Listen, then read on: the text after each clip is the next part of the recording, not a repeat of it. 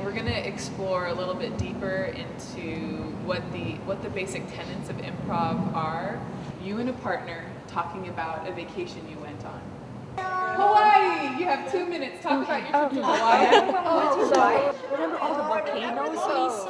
That was so scary. I thought, how could people live there? Is, you know, right here in the middle where you're equally yesing and anding your partner.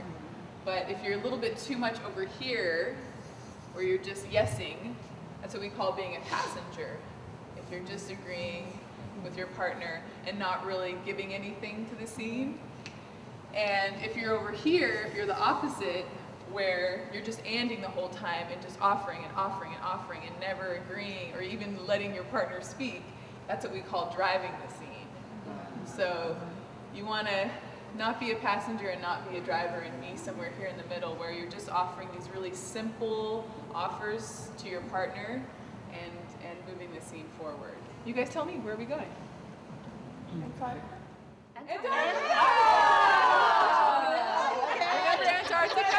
Yeah, a big long tail, like a dinosaur. You think that maybe it was from the past, like maybe something that had evolved? Maybe. You know how much time I spent just collecting all the information and all the things they told us to get? And they were expensive too. Did you notice that? Silk underwear. Wow, that was more money than I thought. And Next time we go when it's time. So how was that second run through different than the first? Actually, it was much better, right? We had more ideas to talk about. So that's good. The first time was like, like pausing every time. But this time it was like flowing. Okay. Yeah, it was flowing more. Well, it was easier because I realized that I didn't have to think of what's really in Antarctica. So we had our palace there. How did you feel in this exercise? Really light. You felt free? Free, yeah. Free to just experiment with new ideas. Free to just throw out any idea that came to my mind. That's actually very good. It's a good technique for the classroom. Yeah. And know that you're brilliant. it's not like you're holding someone back. It's like you trust. They're not going to make any judgments for you. So just, okay, it's fun. I was thinking about the child who, you know how there's sometimes one kid that looks like nobody likes or nobody gets along with? I think this would be a nice activity for that child because then you're going to get the acceptance that they don't seem to be able to get from, I don't know what it is, but somehow there's always one kid that, he's like, oh, who's going to work with, and they're like, Where everyone feels included. Yeah, so I think for all the children to feel that sense of acceptance, this would be a nice activity. There's no wrong answer. You know how they're always afraid, like, okay, I hope this is wrong, or someone's going to make fun of me. Like, almost what you're always saying. Right? Like, they're going to feel comfortable, like, okay, I'm not wrong. And so this way, you're not just being judged. I think it would be a great thing to do with administration because administration is always right. They're always right. And it would be nice for, them to come back to teachers and say yes, and, because there's a lot of no's that go on, I feel like. Definitely. Well, keep that yes and in your mind, that support for your group, your partner, and building on their ideas and their offerings as we move into more collaboration today. So good job, everybody.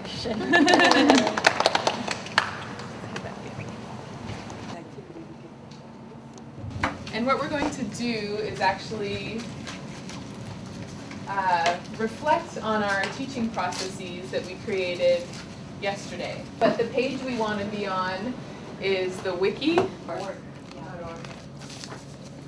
put in wiki. So if you're on the page, you can create a login, and you can use the same password and login that you used for OER Commons. Write it down. And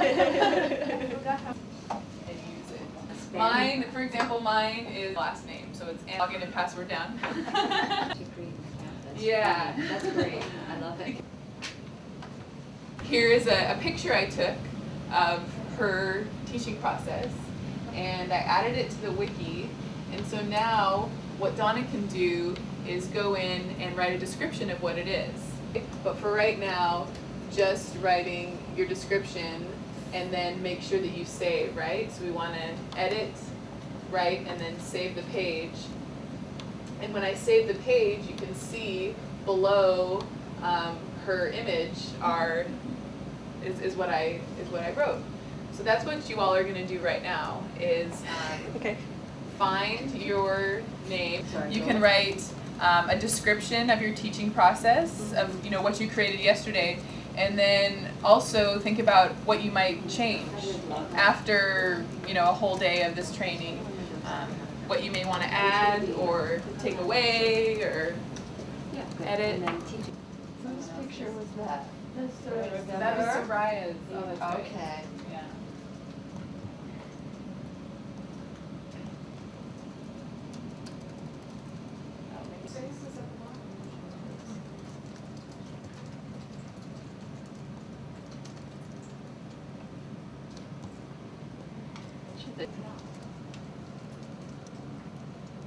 I wanted to show an example. So you've had a little bit of an experience typing in there, and we'll definitely have more of that this afternoon.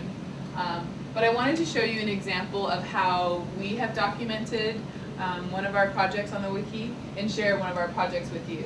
So the project is called the Sun Curve Design Challenge, and the inspiration for this came from the inventor. He was working in sub-Saharan Africa, and he wanted to think of a way of growing food in an area that had poor soil quality, and that was different than how they'd been doing it before. So he came up with this beautiful sculpture that is also a functioning garden that uses aquaponics. So when you introduce fish into the system, it becomes aquaponics. And so we thought, how can we bring this to schools and inspire teachers to teach these kinds of concepts in the classroom, like renewable energy and sustainable agriculture, urban agriculture, aquaponics, biology, all these kinds of things, and also get students to think of designing things like this. We've been working with teachers, doing professional development on finding resources to teach these kinds of ideas, and we have installed some of these in schools in the Bay Area. Oh, wow. And the second part of it is a design challenge for students to design their own ideas of a new way of growing food inspired from the sun curve. This is something that they created in our workshop because we were thinking about, there's so much going on here. We have design, we have environmental science, agriculture, energy, art, things like that. So we organized this wiki page with all the curriculum and resources to teach about the sun curve on here. And we keep adding to it, and the schools that we're working with are adding to it as well. So these are all different links and new pages with resources for teaching about these kind of concepts with your students. Here it takes you to OER Commons, where we actually created a tag, just like we did for this workshop, Teachers as Makers. We created a tag for the Sun Curve Design Challenge. So all of the resources that the teachers are using are also on OER Commons grouped together, and you can see them here. Just so you know, we're going to be moving into our design activities. So what we're going to do right now is you're going to get with a partner, and you're going to tell a story about a maker project, a do-it-yourself project, kind of like maybe some of the ones that you've seen here, but something that you have experienced or that you have actually taught to students that really inspired you and that was successful with your students. Hard paper, people think, Then I let them draw on it and they used it as wrapping. And another one we did was the battery. And what we're going to do now is you can either stay with your pair, you have an option. You can stay and work together, or you can group up with another group and share talk about your stories and come up with 5 components, the 5 keys to success amongst all your stories. What do they all have in common that are essential to the success of teaching these kinds of concepts to students? And so put up the 5 keys to your success of those projects up on the paper.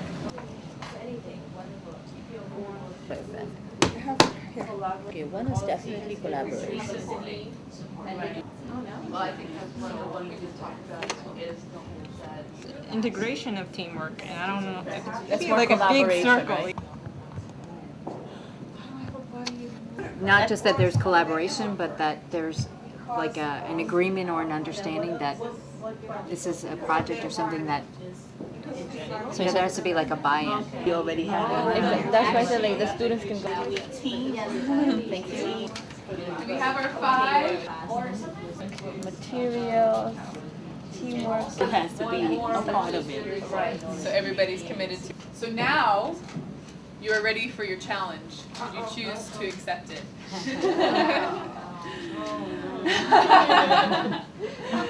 So our design challenge is for you all to design a do-it-yourself project for students that meets the following design principles. And remember, when we watched that video yesterday, they talked about the constraints, right? So what are some of the constraints within our design? So your design solution must meet a need for your school community, okay? And you can determine what that need is. The design must use collaboration between teacher, student, and community. It also must be multidisciplinary, so touching on different subjects that are taught within the school. And also must use low cost and or no cost materials. And our experience with the makers yesterday really helped us see how we can use low cost and no cost materials with our teaching. And our outcomes are we want to really support student creativity and meet the learning standards of the school. Okay? So that is our design challenge. We've identified the challenge and we're going to start brainstorming our ideas. So each group has a paper and you should have your 5 things on there. Now you can start talking about your ideas and also sketching them. Okay, so we want to get our ideas out of our head and onto paper. Okay? April for us is poetry month, so it's you can make pretty paper to write poetry. Well, it is poetry month anyway, so there's a nice tie-in there. They're going to do the paper making and the journals, making the journals out of the paper that they made. Instead of us being using paper, we're going to reuse the paper that we wasted. Fantastic. Some jars with those. Yeah, so what else could they make with writing paper? Oh yes, the journals or the postcards. Postcards. I don't know. I used to grow tomatoes, peppers, what do you call it? Stuff like that. But the how. Yeah. Let's, where does this come from? And then there are many different. That's a great idea. And the color, because it brought up like their Your one idea that you're moving forward with, we can move into our next step, which is designing our solution, creating our prototype of our design solution.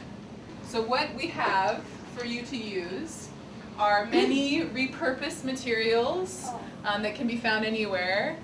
And what you can do is come and grab materials that could help you to create a 3-dimensional model of your design solution for this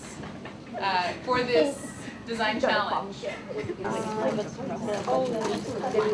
need screen. Oh, how about we do, we can always come back and do anything else?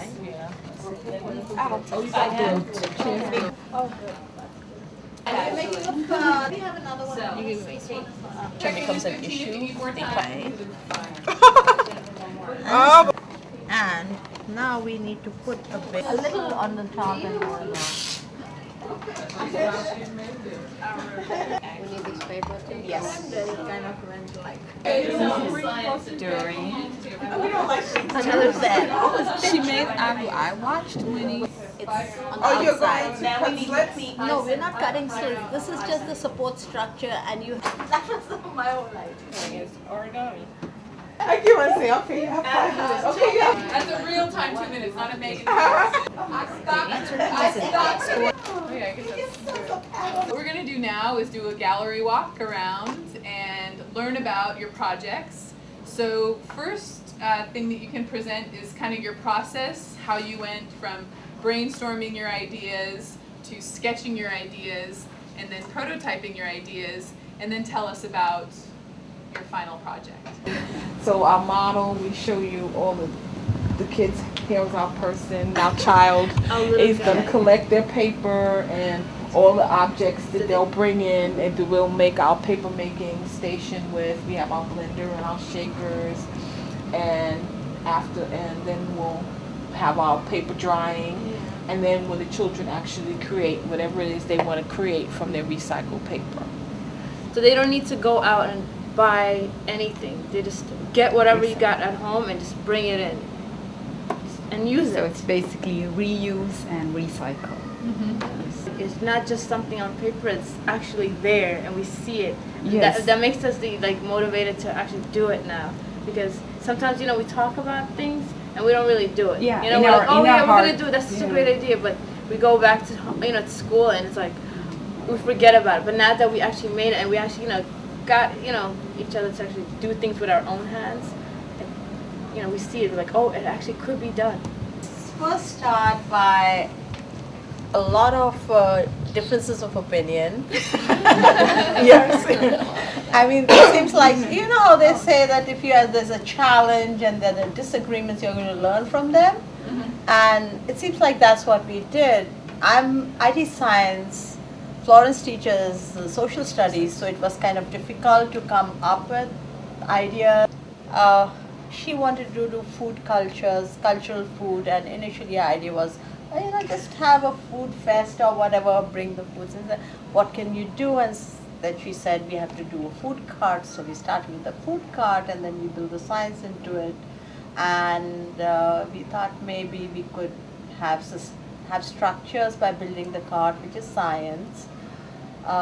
Then we have gardening, which basically is both science and social studies, and then in an urban setting that definitely makes it social studies where you have limitations of space. And what else? Health of the community, which is social studies. So this is a cart, water here, you have a tower, you have the plants growing all around, you have the solar panels right here. And basically, since you can move the cart wherever you want, whatever position you want, you can put it even on the balcony. Amy's idea. You can actually put it on a balcony if you have a cart like this. So first you had this sketch, Uh-huh. then you moved over to this one, Right. and this was your final. Yes. Oh, that's great to see. The more I talk about it, the more I like that. Get more ideas. Get more ideas. We thought about, what is something that's doable that we could actually do in our own schools, and it seemed like paper making was a really good idea because not only would it meet the need that a lot of us had with recycling, but the cost was minimal, and we could really see the multidisciplinary connections between doing something for Earth Day, between Earth Day also happens to be during the same month as Poetry Month, so there was that nice connection there already. And there's a lot of research they could do beforehand using computers and talking about culture, the culture of paper making, the science behind paper making, and then actually making the paper and then turning it into poetry for Poetry Month. But we decided to do a presentation like a DIY program would. So we have the before, during, and after process, and like a trifold in a science fair, Yeah. So we have our materials here that, hopefully the children will gather materials that are either going to be repurposed or recycled from your own classrooms. So taking like from your idea of keeping track of your own garbage in class, we decided to use the kind of the metaphor of the hand for the collaboration of the elements of the school together. So you kind of have to use all the members you have to use the students and their enthusiasm. You have to use sort of the buy-in of your colleagues in school, and bring in parents, because they're going to be very essential in sort of the manpower and gathering of materials also during the event itself, which is Earth Day, hopefully. And the after is like kind of like a wall, kind of our poetry slam wall here, where you have the paper being used to write poetry. I'd like to hear from a participant's perspective, and also thinking about from a teacher's perspective, what is the value of going through this design process? If you cannot do it yourself, it is unfair to ask the students to do it. I think we empathize with them a little more after going through it ourselves. It was really daunting. I just couldn't see how I was going to get all these elements together. But actually, when we realized that we need to be working together, it helped to think out some of the issues or some of the problems that we'd run into, and how to really, go through the whole process then, because it's always easier when you have more than one idea there. It always is easier to collaborate then and put all of your ideas together. So.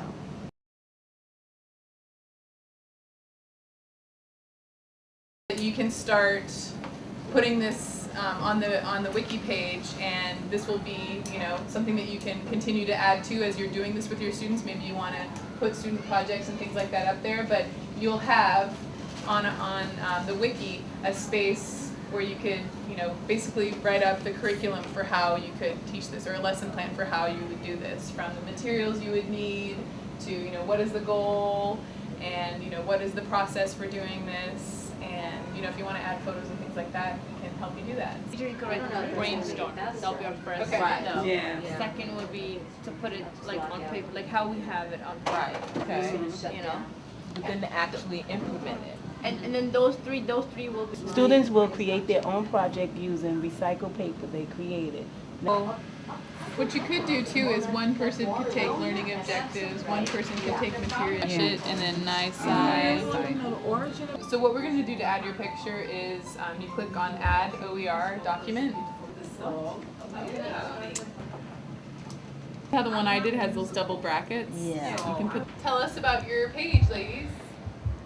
I like how your prototype, how you designed your prototype, informed how you structured your lesson plan on the wiki.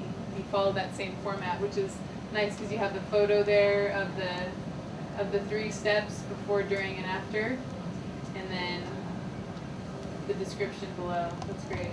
This really helped me flesh out the ideas better in my head, because I actually really have been trying to do this like for 3 years now in the school, and so now that I had an opportunity to sit down and kind of write things down, it really helped kind of make it a more doable thing, I think, for me, and hopefully it will happen, with the support of my team members. It kind of just threw us under the bus. No way, this is great. Remember, it doesn't have to be a finished product at this point. It's a work in progress. Personal paper. Tell us about your wiki page. Well, we're still working on it, and we wanted to have a goal, our learning objectives, and then as we were working, we realized that we wanted to make it kind of open so that teachers could kind of personalize it to themselves. So when we looked at the activities, we didn't really want to say, okay, step by step, this is how you're going to do it. Are you going to share what you experienced through that? Yeah, we want to be able to like keep contact, so we can kind of like, okay, how did it work for you, so we can kind of keep track and see if it's working, or maybe they'll have an idea and I can use, or vice versa. As teachers, we're always worried about whether or not we're meeting the standards. So if anybody wants to reproduce it, they'd have to that. So we have social studies and the science standards. Wow, look at all these standards, you guys. Yeah, it actually covers a lot of standards. When you start looking at it, you get. Well, this is fantastic. So when you get that, you know, that question, what are you doing with your kids? Is this, you know, following the standards? As you can see, you can just send them this page. And that's just the social studies standards. And now, here are the science standards. That's fantastic. I might have too many social studies things, but it has to be ethical. Then the design and the material, since it's student-based, students are the ones who are going to come up with their own designs, and based on the designs, they'll have to decide what materials they will use. They will learn about simple machines, knowledge of wheel and axle to construct a car, decide on the materials. And these are the criteria. If food cart must grow food, not just sell it. Should be movable, use no energy or use only renewable energy, and dimensions must be suitable for small spaces. Oh, great. So it sounds like there are some variations on this project that you're talking about, and that would be great to have on here. I might do it in an after-school program as, let's say, a pilot program. And then maybe if it works out, throw it out to the kids next year. I'm in a program where the kids are going to be communicating with other schools and classes around the world. So they'll be learning about different ways that people use their resources like water, and then they can actually show them what they're doing, you know, with their resources here, and what types of problems that they have and how they manage it. But I'd just like to know, you know, as we're winding down, what are some of your reflections now? You know, we can think about how you came in, you know, day one with your own teaching process, what that looks like now, moving forward, how is this going to impact what we do, and just any kind of final thoughts on your experience here over the past 2 days. How did we get it done in 2 days? Yeah. Yeah, we're surprised that we were able to do so much. It really, I mean, it's a lot. I mean, if you look at it, well, in its entirety, it's a lot. We rarely gives ourselves the time and the space to sit and really work on something. And so it was interesting to go through this process. It's just a reminder of me that sometimes I have to take time and space and stop whatever it is that I'm doing at home and really reflect on what I'm doing and give myself time to think through a process. And that's what I'm thinking about today now, after spending so much time just working on this one project with other people. So we worked together as a group, as individuals, and we brainstorming, and it was an excellent process and an excellent workshop, and I hope everybody got that message and collaboration. You can get a lot done in 2 days. Yeah, I'm glad I came back because we really did get a lot. I'm really, you know, and I was thinking about how to implement it when I go back. If I feel like, okay, I can do it in this time limit, I'll actually try it, you know. And I know that the students will like new ideas, you know, the teachers coming with new ideas. It's really, you know, make us proud of, you know, teaching them something new other than the textbook, you know. So I'll definitely give it a try. That's great. You know, this is something that I'll be sharing out with our teachers, and then we'll be sharing on OER Commons as well. So now you are a part of this work. You're a part of this movement, and your work is out there now to inspire other teachers, which is really exciting. So, you know, thank you for working so hard over these past 2 days. And I really hope that this serves you in all the great work that you're doing with your students. And I can't wait to hear all about what you're doing with them. But we'll also be doing things online. We do online trainings too to help people move their projects forward. So lots of ways to still stay connected and still get support, because that's really what I see my job as, is supporting you to do these kind of projects. And even though you may be just alone in your classroom, you aren't anymore. You have people to collaborate with, not only in this room, but that have experienced the same thing in Detroit and San Mateo, and you have, you know, the staff of ISKME too to help you out. So please, this is what we're here for, and want to support you in your work, because what you do is amazing and really inspiring. And thank you for sharing your ideas with us here today. So that's all for now, but we'll stay connected, and thanks again, and I hope you guys enjoy your Sunday evening. Thank you. Thank you. Thanks, you guys. Yes.